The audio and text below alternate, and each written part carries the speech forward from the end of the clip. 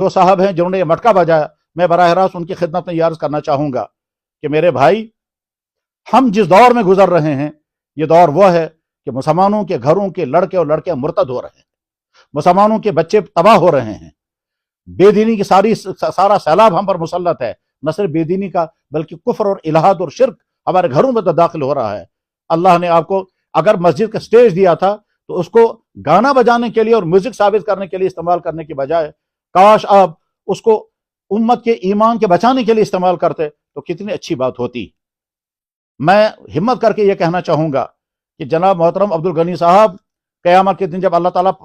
پہنچیں گے، اللہ تعالیٰ آپ سے پوچھیں گے